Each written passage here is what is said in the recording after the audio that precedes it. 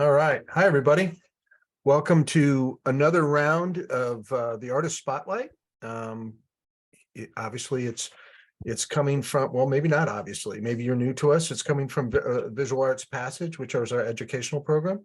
Tonight, we'll be featuring the great Tony Rodriguez.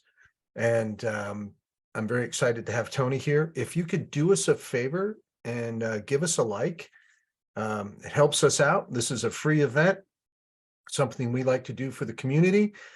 Give us a like, it helps us out a lot. And then maybe send us a message. Let us know who you want to have as a future guest.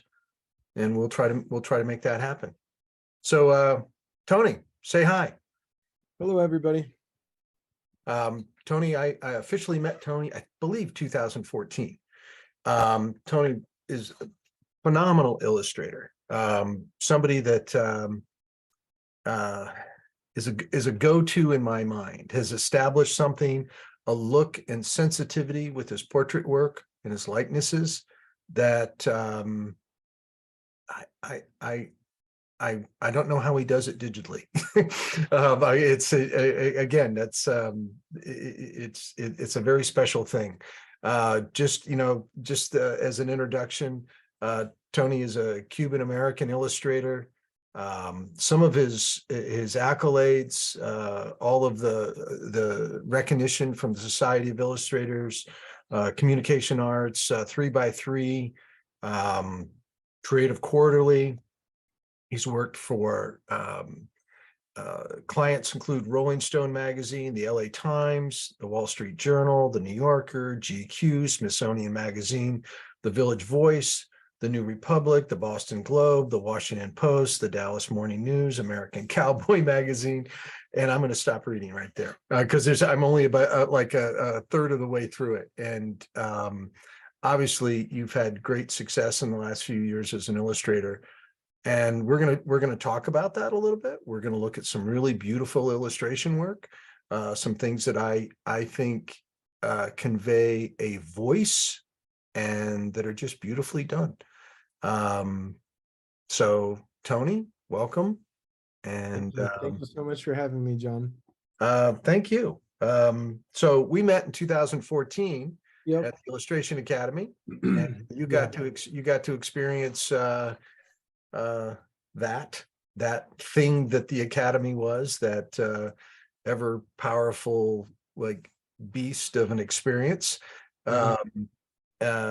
Seeing a lot of I'm sure a lot of your influences and heroes and all of the everything that came with it. I have a bunch of questions for you. Yeah. Up until I met you, what were you doing? It's messing around, goofing off. I think that before, like right around the time I started talking to you, and right around the time that I had submitted stuff for the Bethany College competition to take a class with Sterling, that was I didn't know what Bethany College was. I just knew that y'all were offering a class with Sterling. I didn't know what the Academy was either, actually. And I had been a big fan of Sterling for a long time. I think since maybe like I was young, like even before college, knowing him and identifying him as an illustrator. And so I think that like around the time you and I met and started talking to each other, it was when I was just starting to get my act together. Like it was around the time I was really trying to find my visual voice.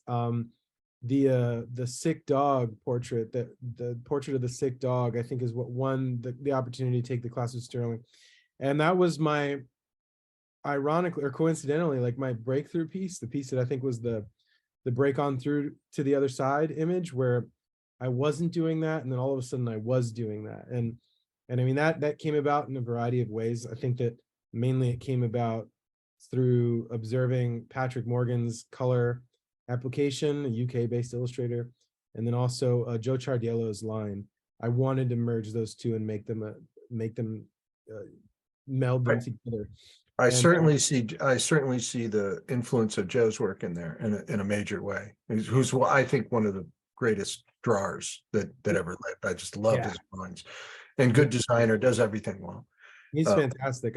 I see him less and less in my newer stuff, but at the stuff I was doing around the time that you and I met, like there was a lot more like very clear, obvious Joe influence in there, like in terms of like the gesture showing through in the final and just the sporadic mark making. And but so yeah, I was getting my act together around that time. But before that, I think I was just still a little bit lost. Didn't really know like if I wanted to do the illustration thing. There was a lot of back and forth in my mind as to whether or not it would actually become a reality.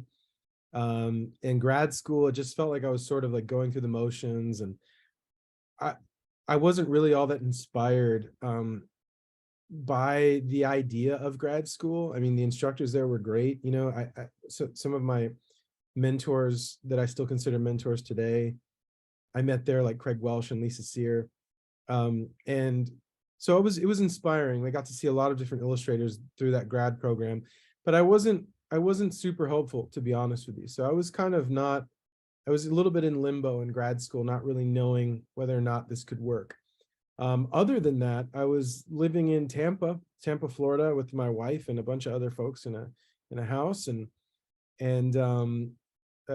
playing video games, substitute teaching, going to the beach, and just kind of relaxing, not really like not pushing the way that I started pushing when you and I met. Like when you and I met, I was like really like dedicated to trying to become an illustrator. I was like drawing every day. And but before you and I met, a lot of kind of chaos. Like I think undergrad was even more chaos. I think I was a lot more grounded in grad school, but undergrad was a lot of like partying and not focusing on a lot. But I guess, you know, I was sort of forming the human being that I was eventually going to be, just sort of taking a lot of things in, playing a lot of music, and doing artwork, not doing artwork, doing well in class, not doing well in class. Like I failed some classes when I was in college, dropped out of a lot of classes.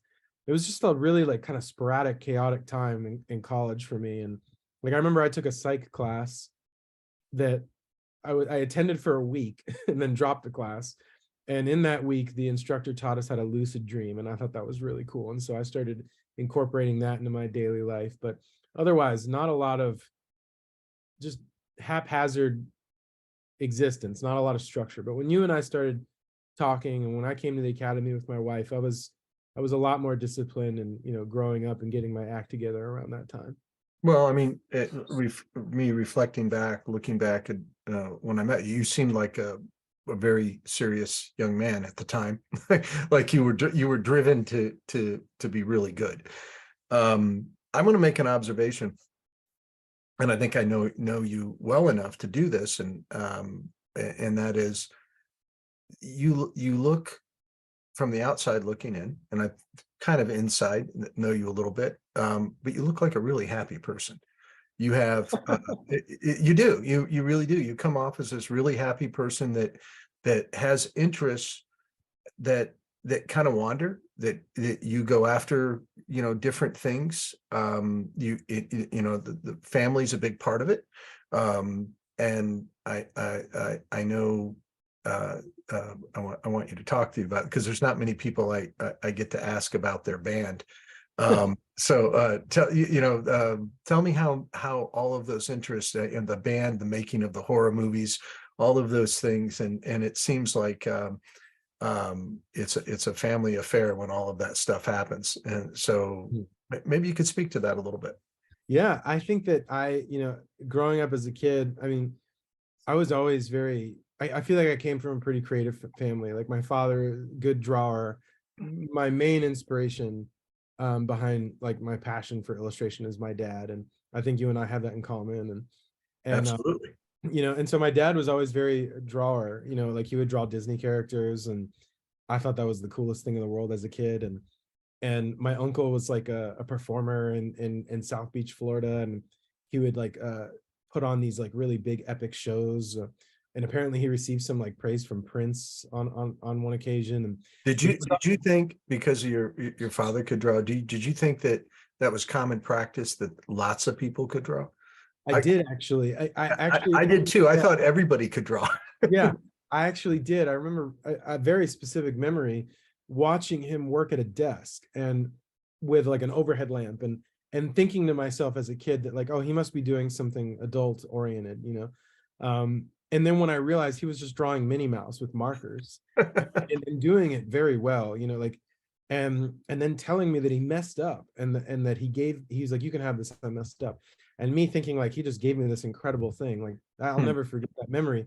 But I remember thinking like, oh, I guess like adults, this is something else that adults can do, you know? So from a really like young age, it seemed like a possibility that you could draw and be an adult, you know, like you could still do, you know, make pictures and be a grown adult. And I thought it was at that time for sure something that was more common. And then I guess, you know, slowly but surely you realize that most folks who you know go into adulthood, they either like lose that completely or have to set it aside, you know, whether it be drawing or anything. Like, because I think drawing is a very, you know, kid thing that a lot of kids do that they don't continue to do as they get older, you know. And Well, so we remove the enjoyment from them, because what happens is that and this is my perspective, is that people start telling children what to draw, and that, you know, no, the grass is green and the sky is blue, and Mhm, and mhm, they put everything in a box, don't color outside the lines, mhm. and it becomes not, it's not near as creative as it once was. And I think educationally that just naturally happens with young kids now. For sure, yeah. And my dad was no, I mean, he, I guess, fell victim to what you're talking about. Like he would come to me and say, you know, that's wrong. This is how you do it. And then he would show me how to do it. And so he was always like, you know, at the forefront trying to make me better at drawing, like even from a really young age, and very blunt about it too. Like it wasn't very like, it wasn't like a sensitive thing. It was just very like, no, this is how you do it. And so he was very creative. My uncle, very creative human being, both my uncles. And so our family dynamic, like growing up, was very performance based. My cousin Jessica was a dancer, and so it was always very like, the adults were very, in our family, were very, they responded to performance like very well, and that was very clear at an early age. Like if my cousin was doing a dance or a recital or a performance, our family was very supportive of that, and always very entertained and loud. And so it was very, I started making movies when I was a kid. Like my uncle got me a video camera, and so I used to make like movies. um One of them was called The Cardboard Box Time Machine. And I used to get kids in the neighborhood to perform like the different roles of the script. And so I used to love showing those films to my family because they would always give me really high praise on them. And so that was always a very like, performance was, I think, really big in my family, and a big driving factor in doing something creative myself. And you know, ever since I was a kid, my aunt would always say that I would be drawing pictures for Disney. You know, that was her, Hmm. you know, you're gonna grow up and draw pictures for Disney. I know it. Like that was her declaration. And I didn't know what I was gonna do really. I mean, you go through your adolescence and things get stranger and weirder. And but yeah, so I met my wife in high school, and we went our separate ways, and eventually found our way back to each other. And we met in a painting class in high school, and I thought she was incredible because she was doing this amazing Salvador Dali remake with her left hand, because she had broken her right arm doing something or other, Hmm. and was still painting beautifully. And I thought, you know, that's dedication. Like I'm really into her. And so her and I, well, we've always just had a really similar wavelength where we want to make stuff and we want to do things together. And so the horror movies, it's kind of like going bowling in a sense. Like that's how serious we take them. It's a weekend adventure. We don't try too hard on them, and they're just to make people laugh, and for us to have a good time and make a new jar of blood, you know, fake blood, and to immerse ourselves in something different. And you know, because the life can be kind of boring, you know. So yeah, we try really hard to stay happy and to stay, you know, and those are the things that make us happy. I think it's all too often that folks in their 30s, they just kind of like lose that, like they lose that sensibility to dress up in costume and to do something outlandish. And all of that, as I've mentioned in previous talks that we've done, I think fuels my creative drive to make illustration, into it helps with that. It's the, and I think that's a big thing that's important for illustrators to talk about is like what they do in their spare time, because it's all too often that I've noticed students think that it's all academic and that's it. And it matters what you're doing in your free time. It matters what you're engaging in, you know. I forgot to mention the cooking. Oh Um, yeah. Yeah, I love to cook. I love cooking. It was I used to actually cook for my grandfather when I was a kid, and he was I just simple things like scrambled eggs and things like that. And I used to love the fact that he would let me, you know, use the stove at a really young age and like experiment and things like that. And so he would always be kind of like my guinea pig. And so I was interested in it as a kid, and I reconnected with it around 2015, 2016, when I just became terrified of the idea of eating out all the time. It was so strange. It was like I couldn't remember the last time I made a meal for myself, and that freaked me out. And so my wife and I decided to start cooking like 3 meals a day, like see if we can do it all day, every day for a week. Can we make breakfast, lunch, and dinner for ourselves? And we did, and it was a nightmare. We realized that we'd been completely out of practice and didn't couldn't remember the last time we really made our meal for ourselves like as frequently as we did. And so with time, just as with anything, you know, it became very easy to do and very commonplace and no more complex than doing the laundry. And both her and I are pretty avid cooking people. Like we cook every day, and we like going to find good produce and things like that. And so it's something that has become a mainstay in our house. Okay, I don't want this to get too far away, but I have a group of questions that I've like created that I think gets good stories out of people. Yeah, And yeah, I've been really anxious to ask you this question. yeah. And I want you to tell me a good story about it. Okay. And the question is, and this is for you, it's going to be two parts. But the first part of the question is, what's the most scared you've ever been? Oh man. Like as it relates to art? To anything. Could be life, could be wherever you want to take it. The most. I don't know. I've been scared quite a bit. I scared myself the other night. I feel like I'm going crazy sometimes. I went to I put some popcorn in the microwave the other night, and I did that, and then I walked to our bedroom to plug in my cell phone. And then all of a sudden I start hearing this popping sound, and I feel like somebody's broken into the house. Like I forgot from the microwave to the bedroom that I had put popcorn in the so I was pretty terrified for that. But I don't know. I think that maybe the most scared. Maybe you should be more concerned with your short-term memory. Yeah, that's the scariest part of that story. exactly. Yeah. Like I remember thinking like, wow, I'm 35 and I'm already like here at this point. But no, yeah, I think that maybe there was a time okay, I'll tell you right now, this is a good one. I had to think for a minute. This is it. My cousin will attest to this, and some of my best friends will attest to this because they were with me during this. So I went for, it was, I think, my birthday.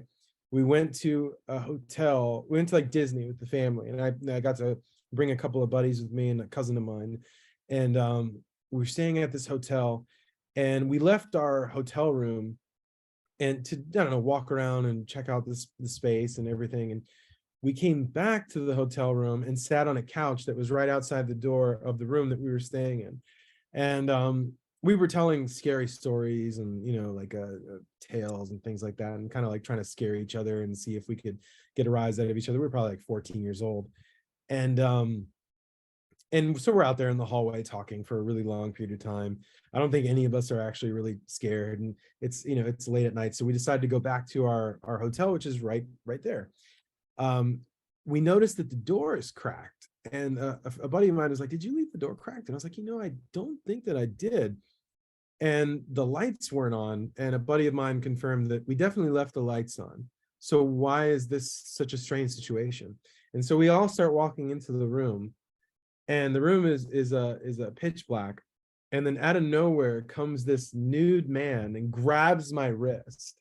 And we had just like completely entered the wrong hotel, and he grabbed it very aggressively and screamed like, "Hey," and all this. And we all just took off running. It was awful. It was so terrible. And I guess maybe like the stories we were telling maybe like set the precedence for that to be even scarier than it was. But I think that was that was one of those like terrifying, because what ended up happening is that we realized that the hotel was designed in a way where half of the hotel was identical to the other half. So it looked as if though that was actually our room, and that hallway looked as if though it was our hallway, but it wasn't. And yeah, we all took off running. So I think that's one of the ones That's that good. I like that. I knew you would come through on a good, interesting story. But the second half of it is what's because of what some of your hobbies are, yeah, what's the most you've ever scared somebody? the most I've ever scared somebody. Probably there's a lot.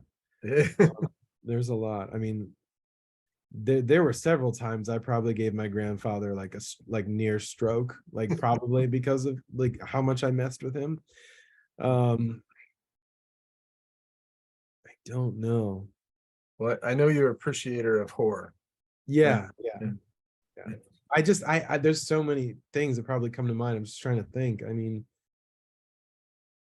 the most I ever scared somebody.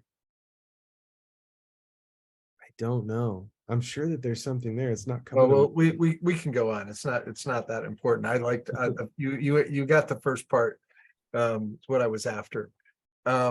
So you talk about your father. What were as being an influence? What were some of the influences besides Joe Ciardella? Some of the influences as an artist that you latched onto at a young age.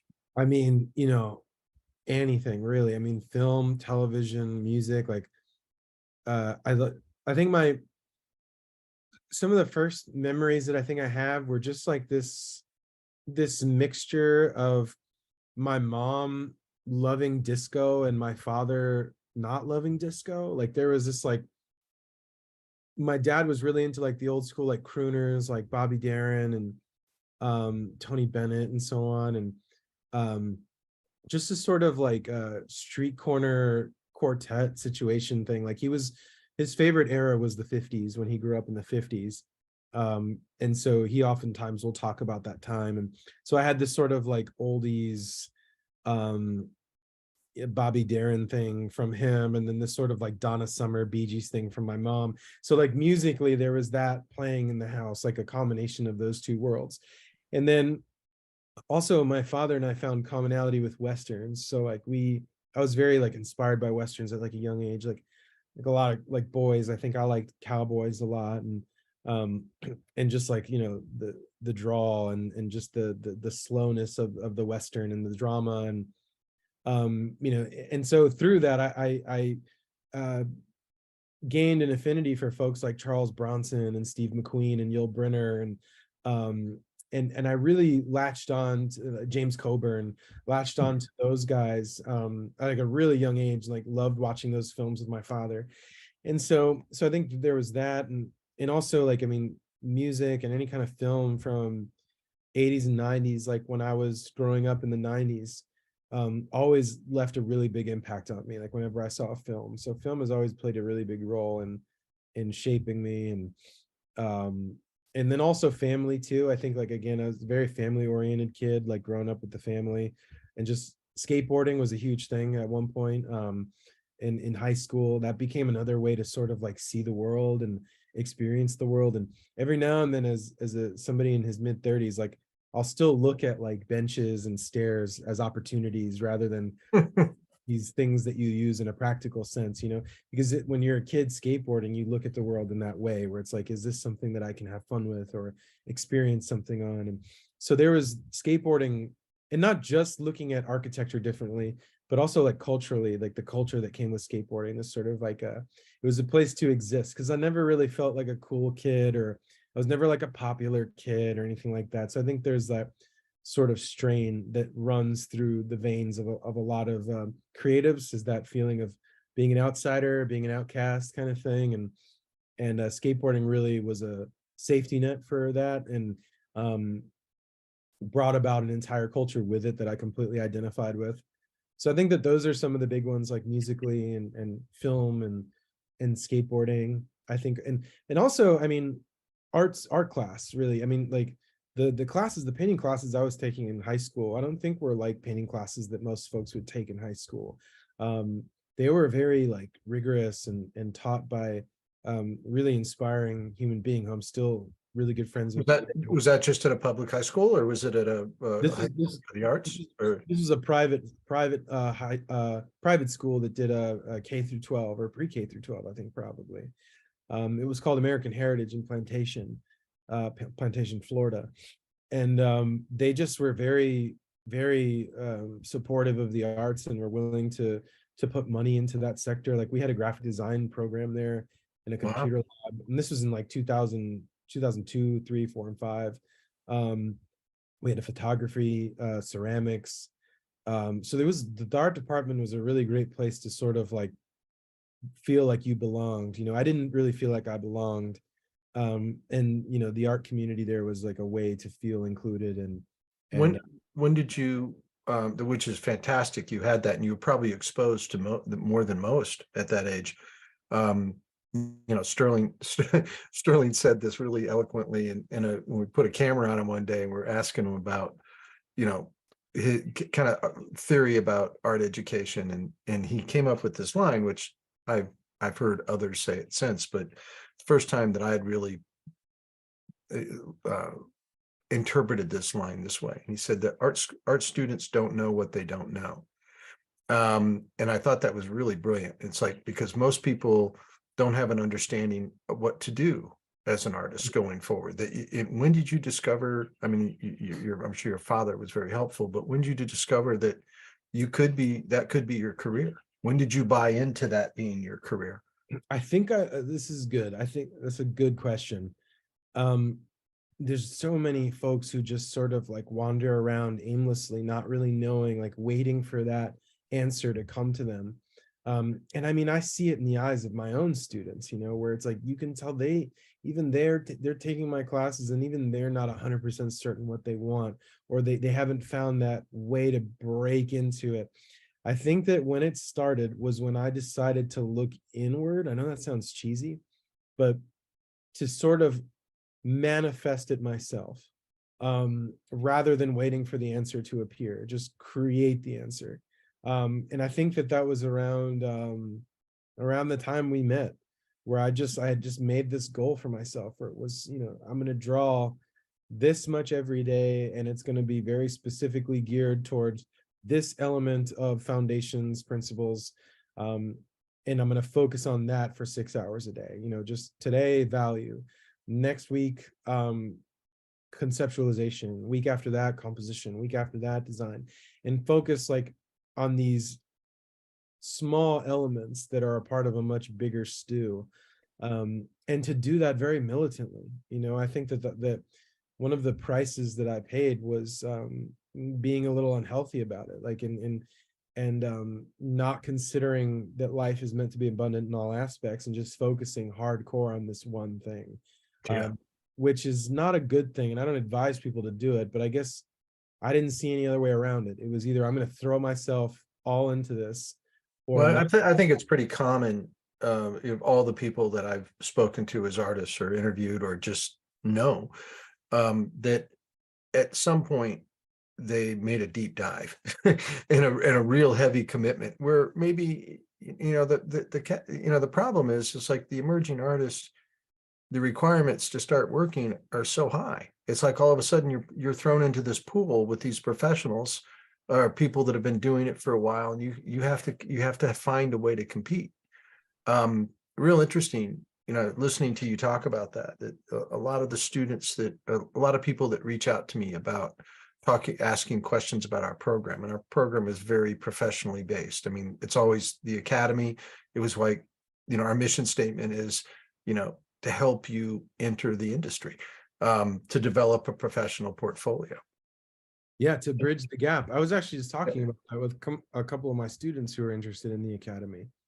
And I mean, I connected them with your email to get more information, but that was the verbiage I used was like the bridge, Right. And I think that was like the coolest, the most attractive thing about the academy to me was this idea of like, okay, you finished this, now cross this bridge, like into the world. I love that vernacular, that verbiage, because a lot of, I think students need that. Like when they're done with their undergrad, they need that feeling of like, well, what happens next? It's a lot easier to graduate from 9th grade to 10th grade. It's a lot more seamless.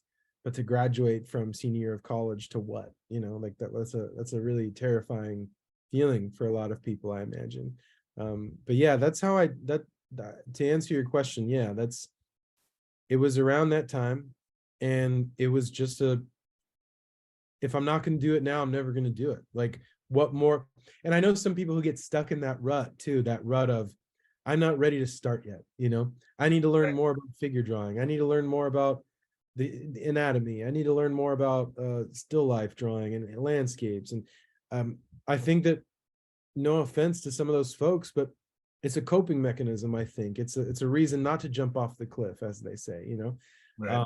And I saw time ticking away, and I just didn't think there was going to ever be a better time to really sit down and get started. And maybe for some people, that's something that helps them, is to say to themselves, tomorrow I'm starting, and that's that. I'm just going to start tomorrow. And make these tiny little goals so that I can feel as though I'm accomplishing something. Was there, I mean, your interest when you decided, okay, I'm going to do this, I'm going to be an illustrator. Was there an alternative that you were trying to deal with at the same time? Was there a backup plan? Was there plan B? Was No, it? No, there never is. no, and that's I'm going to be yeah. I'm going to be a lead singer in a rock band. No, that was never, that was always, I mean, that was something my father had kind of brought up before I went to college. He said he was always a man of few words, but the few words were always really intense. And he said to me, if you go, he's like, I know you like to play the guitar, I know that you like music, and I know you like art, and painting and things like that. He's like, whichever one you go to school for is going to become the work, and whichever one you don't go is going to become the therapy. Whichever one you don't go to school for is going to become the therapy. And so I Well, kind of, that's your dad was a smart guy. and he was spot on. I mean, I started noticing that. I noticed that immediately in school, where the art became the job. Like, this is what I have to do. And then playing the piano was just the thing to relax me. And I knew that it made perfect sense. And I wouldn't do it any other way, but I think that's still good to think about. But no, I didn't think there was a backup plan. And I think that that's something at the time that terrified me. But now looking back on it, it's got to be one of the main reasons that I was able to move through it, because there are people I know who are very talented illustrators who fall by the wayside, who don't pursue it for X, Y, or Z. And I have students right now who are fantastic drawers that I'm seeing for the first time. They're coming to my classes, and I had to sit with this student. I was like, "What's your major? Why haven't I ever seen you?" And she goes, "I'm a journalism major." And I was like, "You're an illustrator? What are you talking about, journalism?"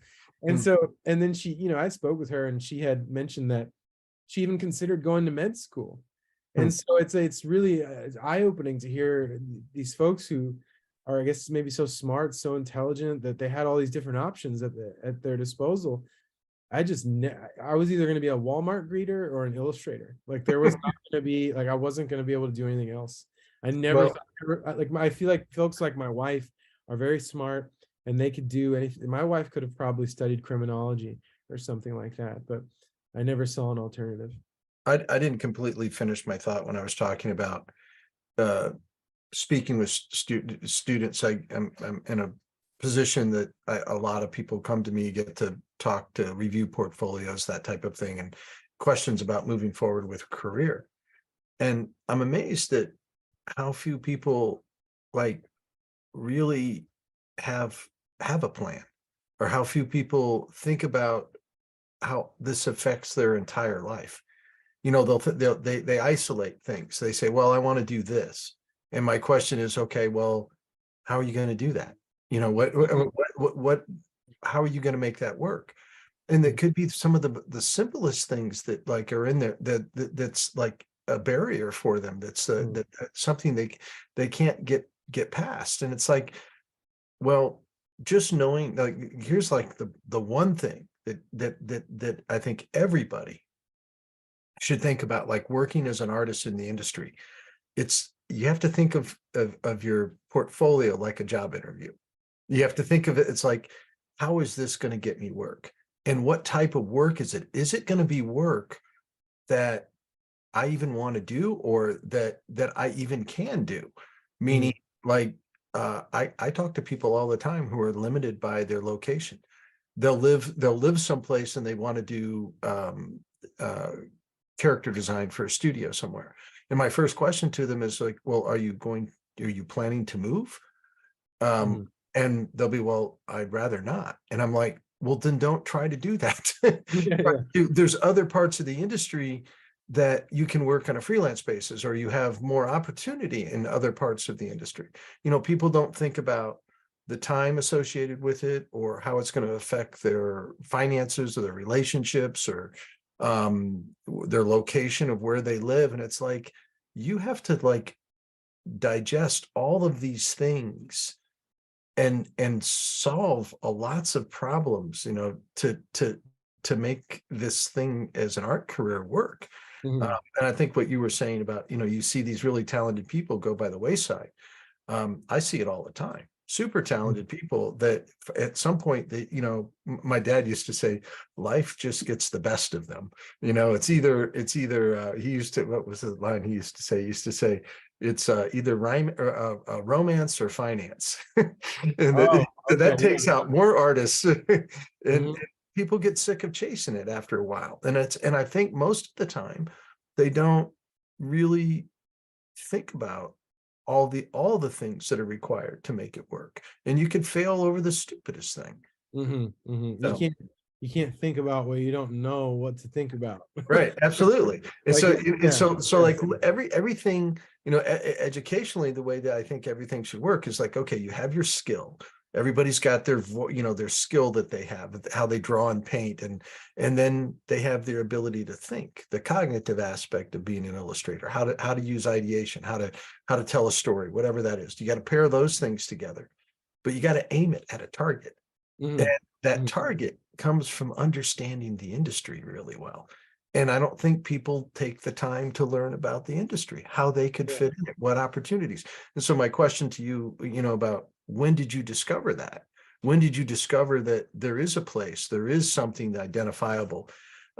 Before I switch this slide, I do want to bring this up because there's something you've taught a class for us of bringing animation, and I apologize. This is a PDF, and the animation's not. I didn't want to deal with that. So, if everybody could imagine this ball going back and forth, eyebrows being raised, and this piece is an animated piece. Maybe you could talk just a little bit about the benefit about having that facilitation, and how and the opportunities that come from it. Yeah, I was at a masquerade ball with my laptop like a dork, and it clicked with me how to make GIFs, and I just like was making GIFs all night, like not antisocial, complete. And so I think part of that was like, this is something I can add to this, you know, this is something that I can add to my arsenal and use as a way to be remembered by different art directors and so on. And I remember even folks made fun of me that night for getting lost in the GIF. And but yeah, no, I have students that are, you know, I used to have grad students at my former university, and I would ask them, like, what do you want to do? And they go, I want to be an illustrator. It's like, well, what kind of illustrator do you want to be? I want to be a concept artist. Like, who do you want to work for? I don't know. You know, and that's where it's like, there's the cutoff right there. Yeah. You can ask them, and I think that, and I don't know if you and I have talked about this, but I think that part of that lack of research, or like lack of vivid dream, is a defense mechanism in a lot of ways. Because if you declare something and then you don't achieve it, you're a failure, right? But if you don't make it clear enough, then you can't fail at something. You know what I mean? Like, I understand what you're saying. That's an interesting way to look at it. Like I was at a point where I said, I'm going to be an illustrator. I'm going to work with Mark Maltese, and I'm going to work for Rolling Stone. Like, I declared that. There you go. And if you can't, you know, this happens in our portfolio classes. It's like, man, you better be able to tell me the art directors that you want to work for, and you Yeah. got to be able to identify what they're looking for. Yeah. And They- the clearer the dream, the more likely it is you're about to find Right. yourself either in alignment with it or not. But Dale Stefanos and I teach this class together. And I said one day is that you better get a real good understanding of what this art director knows. Mhm. And instantly it's like, how are we supposed to know what they know? He says, that's your job. You better learn what stories are appropriate for them.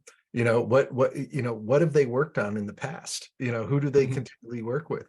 All Yeah. that information is just I think it's critical in making a portfolio.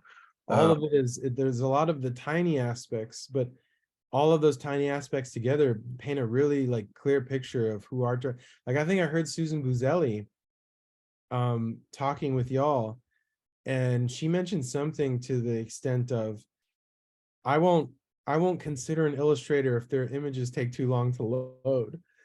I just can't tell you how many things I've heard like that from art directors, and it's super important to know what they're thinking and to observe them, and because it's a different thing. Like they're a completely different breed. But I think that one of the reasons that folks hide behind that and they're not doing their research, or they hide behind the idea of illustrator without a very specific goal, is because it's a creative career, and that's a really scary thing to pursue in a lot of ways. Well, there's not as many tangibles as Yeah. actually, let's say it this way. People don't make tangibles out of things because they don't research it enough. There are tangibles. They're just harder to identify. Mhm. And it's not, you get most educational programs, that's not their focus. They're teaching timeless information. They're teaching skill of how to draw and how to use color, whatever of that. But it's not about the tangible of how am I going to get this art director to remember me? How am Mhm. I going to seduce them into hiring me? Mhm. And I know that any working illustrator, somebody that works at a high level in the industry, they've considered that. They've Yeah. they've really thought about that. I think I may have evaded your question. I can't remember what your last question was, but I think I may have gone off on a tangent. That's okay. Tangents are good. Okay. And I have to explain that to students sometimes too. There is a good tangent. Yeah. There's lots of bad tangents in artwork, but there's good tangents too. So okay, let's talk about a couple of other things. How about family? What involvement and you talked about it from your perspective of your parents. You growing up. Flip Yeah. it around. The perspective of my parents, and now the perspective of me being a parent. Is that what you're Yeah, saying? absolutely. Okay, yeah. Well, I think a lot of that transfers over. Like, I don't know if this was a cultural thing or not. I don't know how it was for you growing up, but whenever I got sick, it was like the whole family would go to the doctor with me. Like, my grandfather would come, my grandmother would come. Everybody was very like together in that sense. I didn't realize how unusual that was, like until I got older. It was like, wow. That may be more cultural than it because Yeah. it Yeah. was not that way in my family. Yeah. That was my mom's job. Yeah. And my wife has a very different, upbringing where it was like, you don't go to the doctor unless you're like, you're like dying. Yeah. But yeah, so I think that like some of that is transferred over into my life. Like, I don't know if I'm as overprotective or like obsessed with like my son in that regard, but I mean, we're living in Tennessee now, and so we're away from a lot of our family. Like most of our family's in Florida, like South Florida. So it's really just my wife and I and him here. And um, our buddy, Nibbles is moving up here soon at the end of the summer, which is going to be good. So he's like more of a brother than anything. But I also have a friend and friends and family, and Doug and Nicole Dabbs. Doug is my colleague at MTSU, and he's more of a comic book artist, amazing comic book artist. He actually just released his newest book with Doug Wagner called Click Click Boom, which is fantastic for those of you who are interested in comics. So I have him up here, and I don't know, like the day to day is a little strange, I think. Probably maybe a little unconventional in some ways in our house. Because we're kind of all over the place, like Amanda and I, every now and then we drop everything to just play music, and so Ben will work on his puzzles and work on, he's actually getting into drawing lately, which is a lot of fun. um he's been coming with us to open model sessions at our school, which has been really cool. My wife's been posing, and he's been drawing her and sort of like engaging in figure drawing pretty early on, I guess now. And he seems to be excited about it. He actually recently drew Rick Moranis, his character, Mr. Zelensky from Honey, I Shrunk the Kids. He drew the shrinking machine, which if you're familiar with it, it's like a really complex looking machine. He drew that on the whiteboard in one of the rooms, and I was like super impressed when he told me what it was. And yeah, I mean, him and I think we have a pretty good relationship. And he's he's like any old like 4-year-old boy, like just off the rails. And I think he's really smart. And he should be starting school soon. And yeah, it's a kind of a, I mean, like you said, we're happy. I think that we have a really happy home environment, where we engage in all sorts of like hands-on. Like I picked up a microKORG synthesizer recently, and my son has been just like having a blast with it. It makes all sorts of noises, and it's a synth. It's like a professional like synthesizer, and you can edit sounds in real time. And he's been really like excited and engaged with that, which is really cool. But yeah, I think that's basically like kind of like our family life here in Murfreesboro. If that was the question, I think I got it right. Yeah, I did. Yeah. Another question is like, you've been teaching for a while. You've taught with us, and hope you'll continue. I'd love to offer that animation class again coming up soon. Oh, I'd love to do it again. Yeah, that was great. And then what's it, I think it's interesting that you have put a lot of emphasis on education. You teach, I'll get it right, Middle Tennessee State. Yep. And is illustration a track, or is it a general, explain it a little bit. It's more of a focus at the moment. We're kind of we are under the umbrella or partnered with, I guess you could say, graphic design. It's actually similar for a friend of mine named Kyler Smith, amazing illustrator, who teaches at Laguna, or no, I actually think Laguna College is where he went. He teaches somewhere in LA. I'm forgetting the name of the school. But it's similar there for him too. Like illustration is sort of a subset of graphic design. We actually just recently wrote new classes, which we proposed and were approved. And so we're going to start them in the fall. Because as of now, we just have beginning, digital, and advanced. So there's a very limited palette for illustration. But students do focus in it. They can make it a concentration, I guess, or like an area of focus, or but typically they're graduating with the degrees in graphic design at the moment. So any illustration classes they take with us are more like electives. But we do get quite a few students from animation as well. And we've had several students who've gone on to start their freelance careers, which has been really cool. Like my student Adam Harris was picked up almost immediately by Galleries 1988 upon graduation, and so he's been doing a lot of stuff with them. Super proud of him. And but yeah, it's very small. A lot of the folks that we're dealing with or interacting with, rather, they're locals. So like they're from in-state. So we're not getting a lot of like I think diversity in terms of like folks coming from other places. Most folks here are very local. It's a state school. But yeah, we're kind of like partnered with graphic design, sort of veering off into another direction, so that illustration can become more of its own thing. But yeah, that's kind of like how it is here. It's very calm culture, in my opinion, very relaxed. Like I can wear my sweater to work. So it feels it's comforting in that sense. but the classes are a lot of fun to teach. I think I'm more excited for these new classes because right now I have to sort of like lump in different avenues of the industry into one class. Like, here's the editorial project, here's the poster project, here's the book project, you know. So I like that starting fall, I'm going to have an entire class that's just geared towards editorial and advertising. So we can focus on just those two avenues rather than sort of offering them up as one sampler inside of a class, you know. Like the advanced class right now is it's a studio class, it's like a portfolio class, but it's also a self-promo class. So like it's not as expansive as I want it to be. It's very like, it's all been very sort of squeezed into these little classes that we have. But now I got the approval from the board to move forward with self-promotion for the Illustrator. So that's going to be an entire class on just Oh, cool.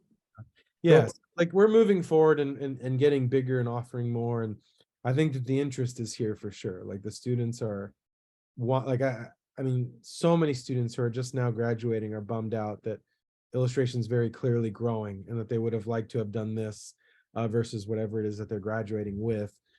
And, you know, I feel their pain, you know, but that's why I direct them towards you. You want to keep doing this? Go to the academy.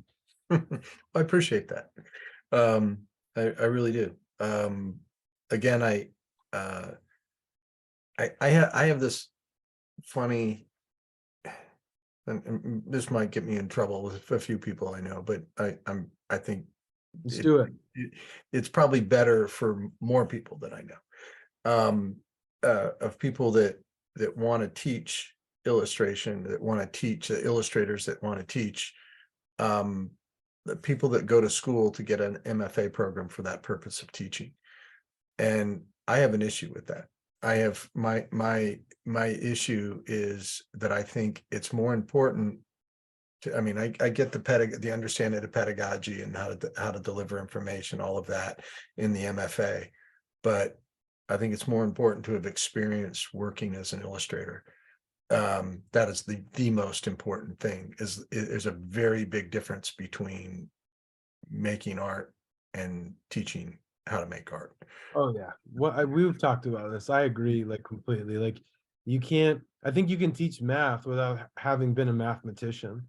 You know, Right. I think that illustration is one of those like performative things. Like you should be active. I think ideally you should be active in your field while you're teaching. You know, um, so that your students get like one of my favorite things to do is like if I have an editorial due, like during the pandemic, I did this with the Rolling Stone piece where it's like I just brought all my students on Zoom so that they could watch me ideate, thumbnail, sketch, communicate with the client. Like that to me is something I didn't have when I was in undergrad. Mm-hmm. And so I think that's like the prime kind of education. So yeah, it's I think that if anything, where what I would add to what you're saying is like maybe not so much, not necessarily an MFA needs to be necessary, but I took a lot of positive skill sets from learning how to teach. I went to night school to be certified to teach. And so I mean just the amount of content that I picked up. My wife did this too, learning how to engage a room, learning how other people learn, you know. I think Right. that it's, a lot of education is very, look at me, I'm the expert, listen to what I have to say, learn what I have to say. But it's not so much, let me figure out how you learn and let me like meet you halfway kind of thing. And I mean, the education program I went through, the EPI Educator Preparation Institute in Hillsborough County, I mean, that was a really great thing. I wouldn't undo that. You know, I think that adds to my repertoire, and it adds to my effectiveness in the classroom. Because I mean, as I'm sure you know, you can be a fantastic illustrator and horrible at teaching people about it. Or Yeah, engaging. but even though, I mean, if the individual really pushes, they can get great information from that fantastic illustrator. Oh, for Sometimes sure. it's like pulling teeth, but again, it's like Gary Kelly is a great teacher. If he wasn't a great teacher, I'd still think he had great information. Yeah, yeah. He just knows something others don't know, right? You know, Yeah, it's like yeah. at that level, it's amazing. For sure. Okay, so we'll kind of veer away from teaching here a little bit, and well, no, this is going to kind of lead into that. Like, what would be the if you had to just narrow it down to do, maybe, I hate to say like the most important thing, but what would you tell an emerging artist to focus on? An artist who specifically wants to pursue illustration, or just Yeah, like a it could be creative. illustration, it could be gallery, either way. I mean, ideally, if I was going to give them good information, it would be like a really long sit down conversation. If I had like just a few minutes to talk to them, um, I would probably say to create your own. That sounds cheap, but it's like, I don't know how else to put that into words. Like, because I really do want to emphasize that feeling that I had around the time you and I met, where it was create my own opportunity. Like, don't wait for whoever, the competition or the next assignment. Um, you become your own instructor in a sense. Like, you become the person who tells you to get up out of bed. And so I think that anybody who's aspiring to be an artist, I would say 9 times out of 10, I would say 9.5 times out of 10, they're young, probably in their early 20s, considering to do this. And I think that folks in their early 20s probably lack structure. So I think that that's like probably the most important thing, is like, make your bed, get your house in order first, before you decide to become this professional human being and engage in this world. That was a big part of it too for me, John, is like growing up. I know that sounds terrible, like doesn't sound useful to say, but I think that most young aspiring artists, like regardless of what avenue they want to pursue, um, this sort of like pull yourself up by your bootstraps, hold yourself accountable, create a schedule for yourself, like do the grown-up stuff. Because I have students, like, they'll graduate and a few months go by and they'll email me or say something like, oh, you didn't teach me this, or you didn't teach me that, or nothing's happening for me yet. And then I ask them, I'm like, well, what did you do this week for your brand? And then they can't answer it. I'm like, what did you do this month? And then they can't answer it. It's like they're not holding themselves accountable. So I guess, like, journal, make a list of things that you want to get done, make the goals reasonable, so that way they don't feel so like out of reach. That's another terrible thing, like to make such big goals and then realize you can't reach them within the week. It can be inhibiting. So making goals. This always comes up as the failure aspect. It's like, Yeah, as an artist, you fail more than you succeed. It's just, yeah, I don't care how successful you are, you still fail, and you should be, David Bowie writing, discussing writing music. He said, imagine yourself not in the complete deep end of the pool, but in an uncomfortable situation that you couldn't stay where you are for a very long time, where your feet just barely could every once in a while touch bottom, and you could stay there for a while. He said that's where you want to be as a creator, and you can't be there all the time, but you got to put yourself there. So I think that, and something like that, it involves failure. It involves like, hey, I'm going to have to go to the side of the pool. yeah, I got to breathe yeah, for a little while. for sure. Yeah, and I think that, yeah, that it can be tough to deal with that, but I'm actually talking more from the perspective of, like, there's this sort of like box that I think young people put themselves in, where they say things like, I need to get better at gesture drawing. That's such an open statement that doesn't get closed, like, that's not there's no beginning, middle, and end to that. It's just a beginning where you say, I need to get better at gesture drawing, or whatever it may be. And so what I'm saying is, like, you can make 20 gesture drawings that are failures, right? But if you had made the plan to make 20 gesture drawings today and you did that, that's a success, right? So it's kind of like, that's more of like what I'm talking about, is like manipulating the failure in a sense, or the idea of failure, so that you can find success within it. Like, today I did this, like tomorrow I'm going to focus on this, and that's what I'm going to do. So I think, yeah, Discipline is a huge aspect of it. I mean, yeah, there's no doubt, holding that. yourself accountable and making a schedule. So that's what I would say to young illustrators, like young aspiring illustrators, before the portfolio, before contacting anybody, before any of that, make your bed, like get yourself in order, have a schedule, and I'm not saying throw spontaneity out the window, obviously, like make room for that, but or allow for there to be room for that, like so that you can be more open, but create a beginning, middle, and end for little things, so that way you can see yourself improving.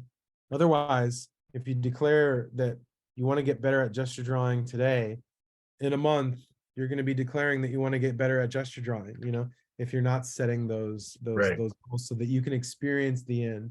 And there was an instructor I worked with who introduced the concept to me of a to-done list. It's like a to-do list, but it's a list that you make that showcases all the things that you did, that you finished, Oh, that's great. And so I think that that's a really important thing for young people to hear. Learn how to close. Like, don't be that person who doesn't finish anything, learn how to close. So yeah.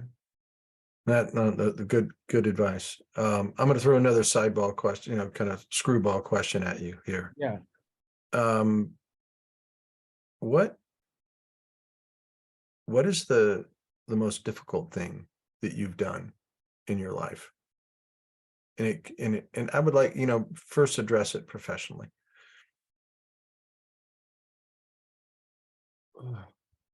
It's such a big question. It is a big question. The most difficult thing. Yeah, it could be a project, could be just a skill set, it could be learning how to, it could be anything. What is it? What was the hardest thing you think you accomplished? Professionally. Yeah. Okay. Then you can answer it personally. The personally stuff's what's coming to mind first. But professionally, I think starting the portfolio, I think finding the voice. I think that's probably the hardest thing. Yeah. And that's what I tell my students is that, it's almost like starting a restaurant. You don't know if it's going to fail. You don't know if it's going to succeed. I think starting the business is awful. Like, or at least for me, it was. It's just like this long, arduous process of, shooting into the ether, like trying and failing and trying and failing, dealing with that discomfort of, I don't know who I am. As a creative, it's very discomforting. It's, and sort of learning how to, you're also cultivating thick skin around that time too, perhaps, or at least for me, a thicker skin. So I think that starting the portfolio, and I think I've mentioned this before in sessions with you, where that to me is like where illustration becomes the most fine art it ever gets. It's this introspective, it's not commercial yet because you haven't made it the product yet. So finding the voice becomes a very chin scratcher, sort of white collar, blue collar thing. And that is very difficult because it's a battle in your mind. It's a battle that's on the page. You don't even know, you're fighting blind in a lot of ways. You don't even know what tools you're using in a lot of sense. Your experiments can go on forever, and you have to be the one who's open enough, but then closed enough to reel it all in. So I think that starting the career, starting the portfolio, and having that, finding something that works and that's marketable and that feels you. And I think that's professionally as an illustrator, like the most difficult thing for me. Okay. Well, that brings up a couple of things here. It's like, I think there's two things that you really have to have to have success as an artist, either a gallery painter or and I'm going to say even maybe especially an illustrator. An identifiable voice that has to be part of your portfolio, and the right function of the work that you're trying to get. And the reason I say that is because back to these art directors that we're trying to seduce to hire us. Those are the two things that make the biggest difference. Because really what you're trying to do is become part of their memory. You want them to think why they're reading a story or brief, whatever, who's the best artist to do this? And Mhm. again, they can go out and look, and I know they go out and they look, they get direct mail, they get emails, newsletters, all kinds of stuff from artists every day. But ultimately they walk away with the ones they remember. Right. And here's my compliment to you, or me answering this question for you a little bit. You are one of the most identifiable illustrators on the planet right now. That Um, it means the world. Thank you. I really it's thank you. when I see a piece of your work, I don't need to see a credit. I know it's you. And you've created something that's very personal with your work. And the value of that is immense.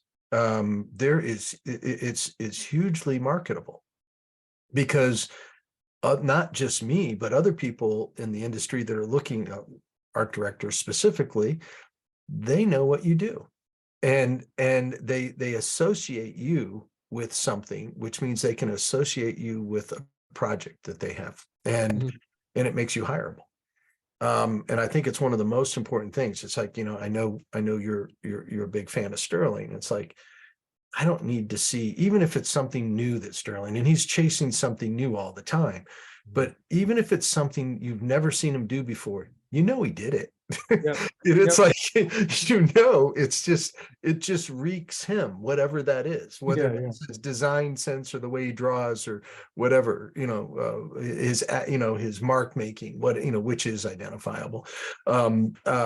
But that to me is like, I think it's the hardest thing for somebody to do as an artist. And I think it has just tremendous value. So you put your finger on it, you answered it. You answered it in a way that I hoped you would answer it. And it allowed me to turn it back around on you and tell you, what a great accomplishment it is. Thank you. Yeah, it's difficult, and I think some folks, and maybe Sterling was like this, I don't know, like they probably almost always drew the way that they drew. um I think that some people have been carrying their gift for a really long time, or their talent for a really long time, and then some folks turn it off and turn something else on. And I think that that's, sometimes I often refer to that as the style carrier versus the style forcer, and I feel like I was very much so a style forcer. Like you can drastically see a shift from one year to the next. Like I wasn't doing this, and then I was, like, it was very intentional. Whereas like some other folks evolve a little bit slower, and maybe they've always sort of drawn the way that they've drawn. Like I wouldn't be surprised. Would you be surprised, John, if we looked at some of Sterling's drawings from when he was a kid and we saw similarities there, like between his professional work now? Well, And I actually have seen drawings I've been to his parents' house, and oh I've yeah. seen drawings of things he did as a kid. So what did you think What when I you met Sterling when he was a kid. I mean, I met him when he was like what? Really? 19. Well, he was 19 years old. Yeah, To me, that's a kid. He I was, didn't know that. yeah, he might have been 20. He was 19 or 20 years old. Very, really serious young man, obviously. And he was already good. He had the gene that I'm not a big believer of talent. I think talent loses to passion all the time in our industry. And but he had something that he did easier than everybody else. He had a design sense in everything that he did that was slightly that was a little bit better than what other people. He did it easier than other people. I think Mhm. that's the best way to say it. Yeah. Um, uh, you know, um, I think there's several in every generation that we see artists. My father was one of them. He was, his first illustration assignment won all kinds of awards. He was just good when he started. I don't know. Brent Watkinson said, he goes, how did you get good like that, at that level so quickly? Mhm. Um, and I think a lot of it, and I've thought about it a lot. I try to justify it because I wasn't. I had to work at it a lot harder.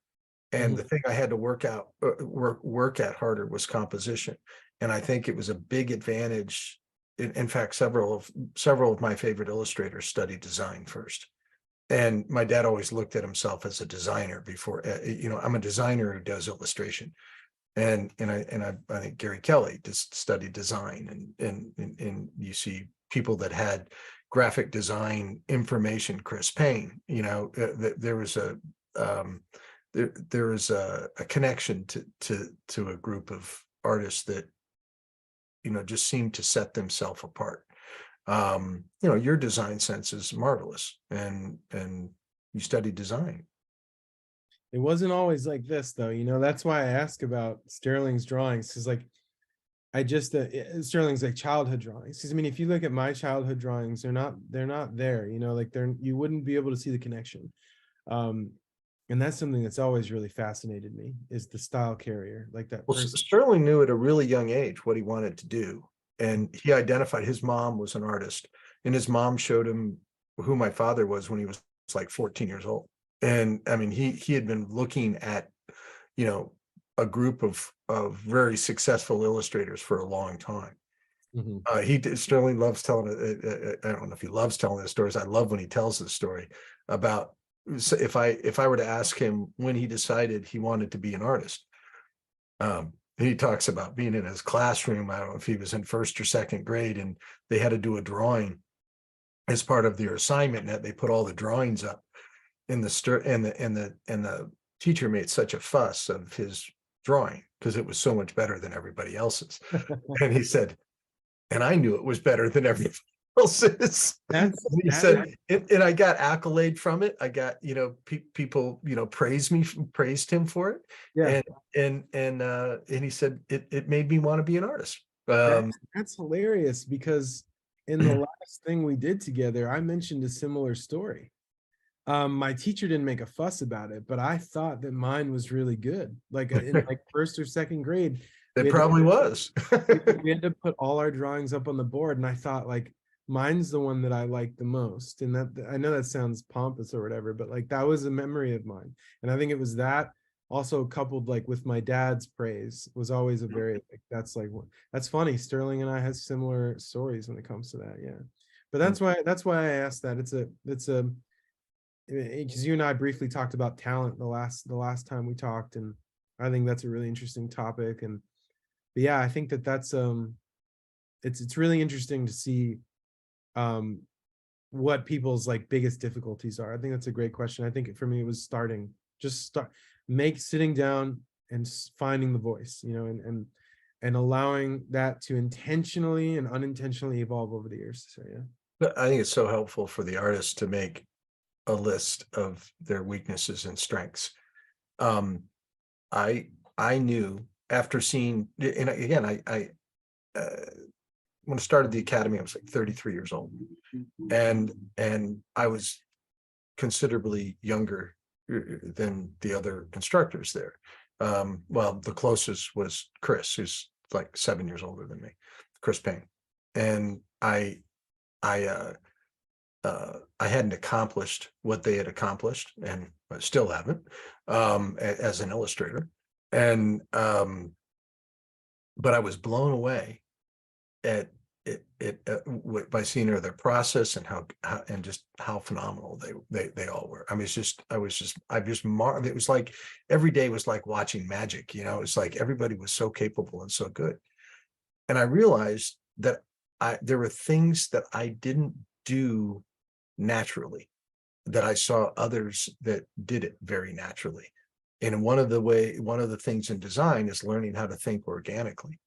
Every time I tried to do something from memory, it became very symmetrical, became very rigid. And that's a tendency for most people. And I did recognize, like when I would see somebody, like when I saw Sterling for the first time, and I was like, there's somebody that does not have that issue. there's somebody that can think in an organic way, and it was very creative and had control and a lot of design control when designing from memory. And so I had to work at it really hard. I had to work at trying to understand, how can I get out of that? How can I make my brain go work a different way that way? And there are things you can do to make it a lot better. But learning about what you don't do well is, and accepting it, and learning, and putting time in to better it, I think is a huge thing for artists to do. Yeah, I agree. I think, and half the battle is recognizing what those weaknesses even are, being honest with yourself about it, you know? Well, I was put in a situation I had to be, Yeah. because I was around all those people and had to do things in front of those people, and I was like, oh God, I can't do that. And I had to really focus on it. But yeah, there's some people, John, that don't even see the logic in that. You know, like they'll put the blame on the instructor. You know, like, why am I not as good as the rest of the class? Instead of looking inward, they look in, you know, to what the instructor may be doing wrong. And, but that's why I bring that up too.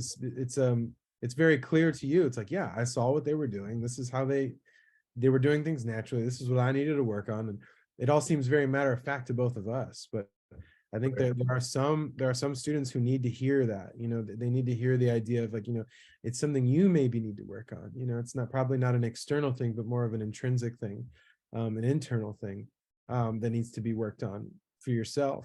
And I feel similarly to you in that I had to work on my design like quite a bit, like the marks, but also the space in my compositions, like the push and the pull of positive and negative shapes.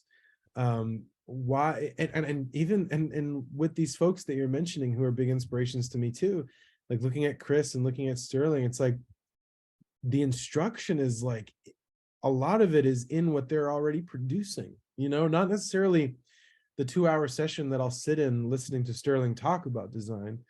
A lot of it is just looking at the work he's making. Yeah, absolutely. Is the best kind of reference, you know. And I've noticed that Kinsella's done that too. I forget the name of the artist, but I noticed some similarities in like the way that Ed Kinsella's framing some of his illustrations. And I've drawn a comparison between him and some European illustrator. I forget his name. And I had noted like Kinsella had posted some sort of inspiration image by another illustrator, and that image reminded me of a composition he'd done for the New Yorker. And I made a comment about it, and I was like, that looks really similar to that illustrator's composition. And he jokingly replied by saying, don't tell the illustrator, even though he was active in like the 17th century or something like that. It's like, yeah, I won't tell him. But like looking at the work of these folks who are really, who get it and who are very naturally skilled. You mentioned Joe Ciardello, yeah. and I would go more to the source of looking at like Jack, you know, how much Jack Unruh influenced him, how much Alan Kober influenced Jack Unruh. And that is another part of your own illustration education for anybody listening that is super important, is tracing back that influence, because like Jack Unruh as well was a big inspiration for me too. And so like making your research very purposeful and go as deep as you can with it, like as far back as you can, and not just looking at illustrators, but looking at the artists that inspired them, and thinking about the cultural movements that were happening during that time period for those artists. And you know, it's really cool when I see my students creating these inspiration folders that aren't very illustration heavy at all. And a lot of it is very like commercials and ad campaigns. And, you know, like I had the student who was doing an illustration of Stranger Things, and part of her inspiration folder was like 80s shampoo commercials. And I love that, because it's like not this direct source of inspiration of the illustrator, you know, like it's very easy to just look at Drew Struzan, you know, and like, this is my inspiration folder, you know, but like go deeper with it, you know. Joe Chargiello, Jack Unruh, and keep going, and note the things that they were into and so on, and all of that makes your experience when it comes to research much richer, for sure. Okay, so now we coming to the top of the hour, and I want to get this in because we talked about it. You said you wanted to talk about it, so I'm going to throw the AI topic out there for you, and tell me what you think. Tell me what you know. Give me your opinion. Oh, something just came into my head. Before I do that, the most I ever scared somebody, my mother-in-law, and I had taken a picture of my wife who had really long hair sitting in a hair cutting chair, and I had sent it to her, and I said that she was gonna shave her head, like that was like what was gonna happen.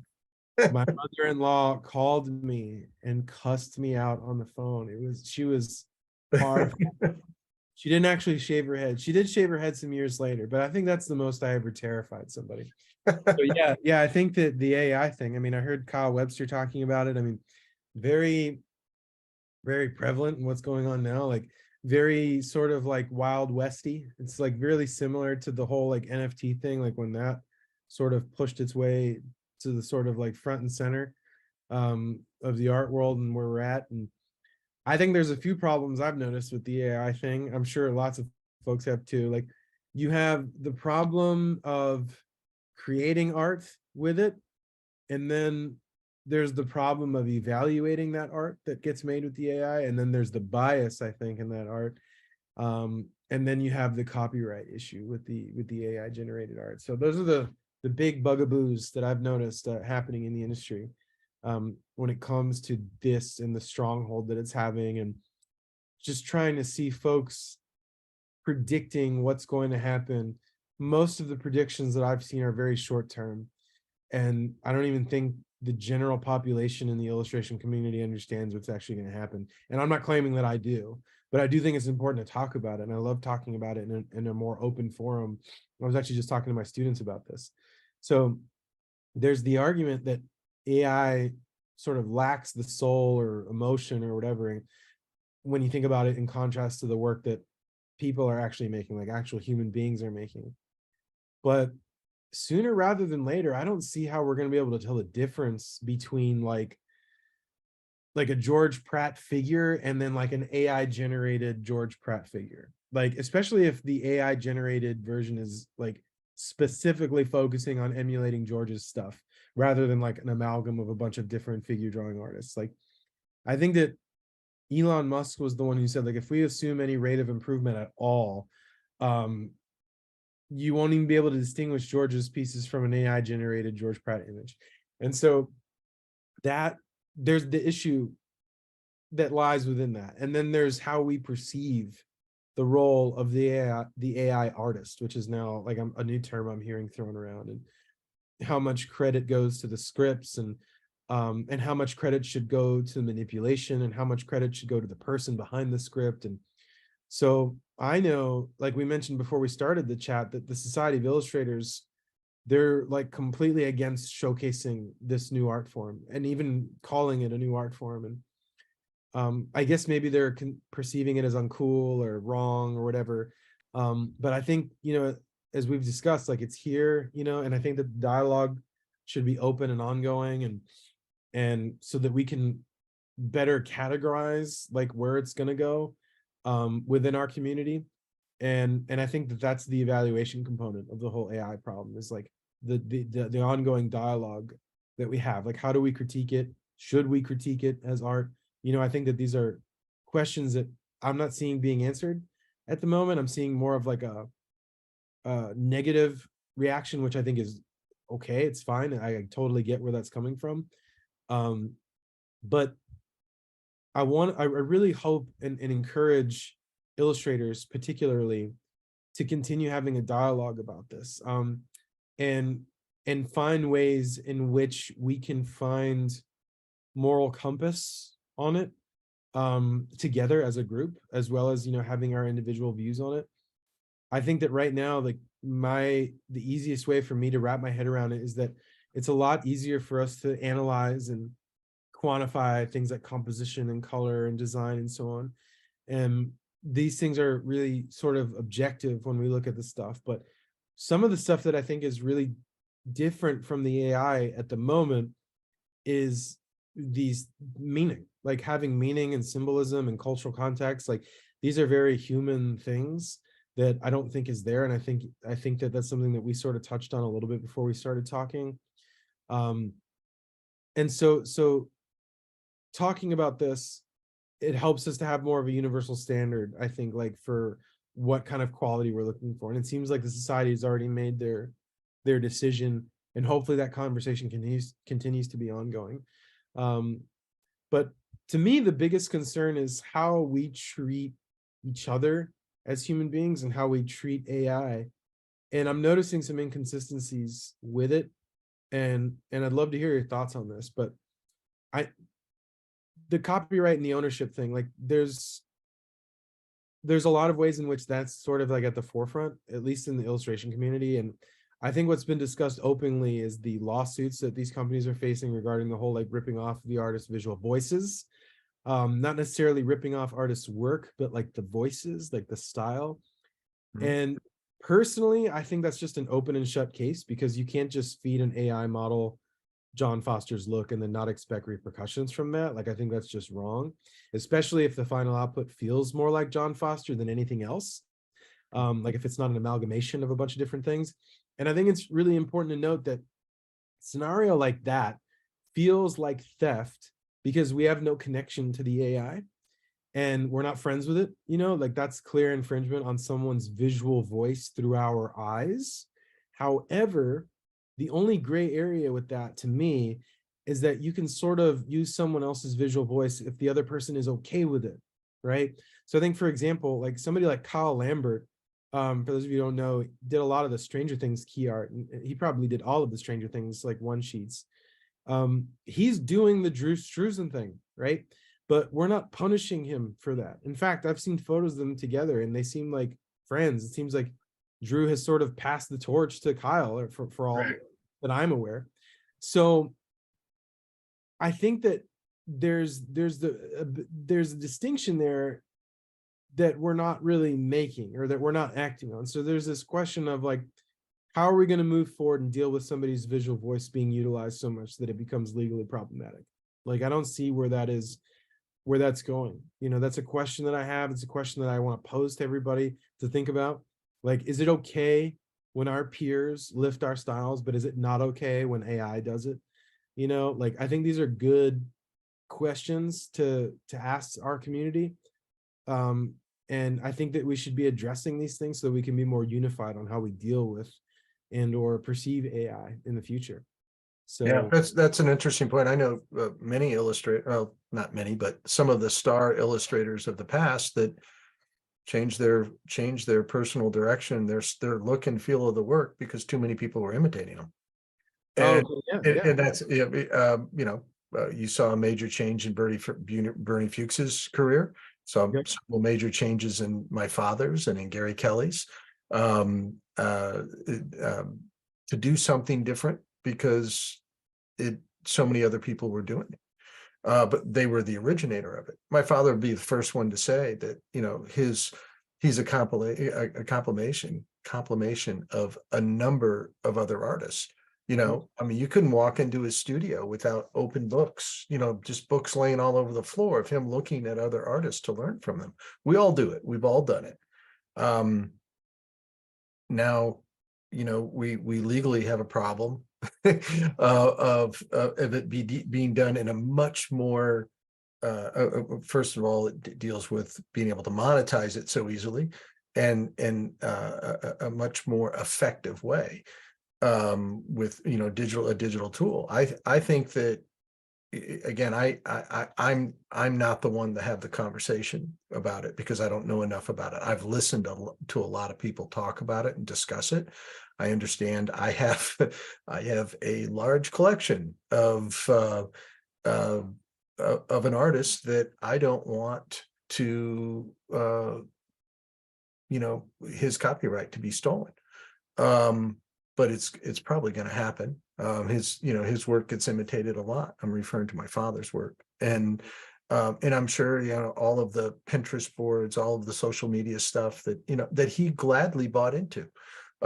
He put things out on social media all the time, and we all did. How it's sorted out.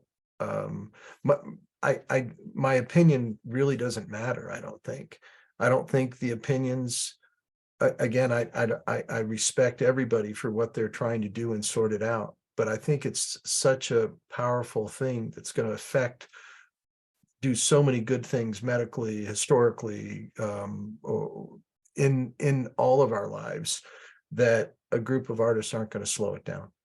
And I think all we can do is try to embrace it, and try to protect ourselves the best way we can, and learn how we can do things that that maybe it can't do, or things we can do to work with it. And it's just, illustration has been a follower of technology since the printing press. That's what it's always followed technology. In my father's world, he was told that illustration was no longer even a viable career when he started, because of color photography. Mm-hmm. And then when I was, first started teaching illustration, I was told that digital illustration was going to completely, and it did have a huge amount of effect. Stock photography, whatever the thing was, there's always something that we're dealing with. I think this is the most dominant thing that we've seen, that we have to deal with, and the most impactful. How can you, what is personal, what is your personal vision, what is your ability to problem solve, what can you do that maybe it can't, or what can you do to embrace it? That's all going to come out in the wash, and I hope every artist the best for it. Yeah, I mean, there's going to be all sorts of things that, like, I think that come up in order to help with maintaining your brand, because it's really interesting. Like, I up until recently, it was all very cut and dry for me. It was like, yeah, if you steal one of Foster's pieces, you've stolen one of Foster's pieces. Like, that's a problem. Mm-hmm. But to steal Foster's aesthetic, where is Right. Yeah. how do you even go about, dealing with that? And I think that if that ever makes you uncomfortable for whatever reason, I think that gather as much evidence as possible, like, of that theft. If, like, you really want to go down that rabbit hole, if it's colors, dissect it, show that, repetition, shape language, whatever it may be, like, highlight that, screenshot that, circle wherever applicable. Like, the more evidence you have, the better and easier it'll be to prove that your look and your aesthetic was stolen. Right. I think that second thing, and this is something from personal experience, like, contact whatever the organization is that's responsible for the theft, whether it be a website, company. If it's just one or two folks lifting your thing, reach out to them, insist that it be taken down. They may not, and it may be the end of it there. But if it doesn't end there, file a DMCA takedown notice. That's the Digital Millennium Copyright Act. And it gives you the right to request that your stuff be removed from websites, stores, or anything on the internet. Head over to the website, provide the proof and the info. And I think all you have to do is type a statement and you're done with that. Something else that I've been seeing happening in the industry now is considering blockchain certification. So that's something else to think about too, if you want to engage with that. Like, consider blockchain certification on at least some of your stuff that you think may be problematic.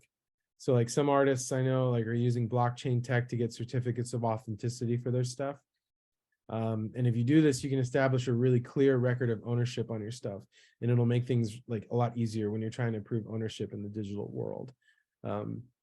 But yeah, otherwise, always open to talk about this with anybody. And I'm always trying to learn from anybody, what their perspectives are. And I think it's just really important that we keep talking about it. because it's evolving fast. It's really intense, like how quickly things are Yeah, absolutely. It's unfolding. and and it's accelerating too. It's not, taking us this long to get here, even with just AI, and it's accelerating of what it's going to be capable of doing within just, maybe months from now. So the best thing to do is be alert, embrace it where you can, and know as much about it as you possibly can. So, Tony, I'm glad you wanted to have that conversation. I am not, I would not be the person for anyone to listen to for advice on it. My opinions are my opinions. I think that that might be a good out for us right now. This was a fabulous conversation. I love talking with you, John. Thanks. You are very fun to talk to with. You are extremely talented artists and capable. I always love to see new work. I love to see what you're doing, and thank you very much for spending the evening with us. Yeah. I will give you an opportunity. Do you have anything coming up that you'd like to promote or talk about? No, I mean, I'm doing some stuff for Printed in Blood. I'm gonna try my hand at a new Printed in Blood thing. I'm working on a Clint Eastwood piece for Gallery 1988. They're Crazy for Cult show. I just recently saw The Good, the Bad, and the Ugly again, and it's just so good. So I'm gonna do a Clint thing, but other than that, I don't know of anything. My wife and I are writing a new song. That's it. Well, maybe you guys can sing it for us.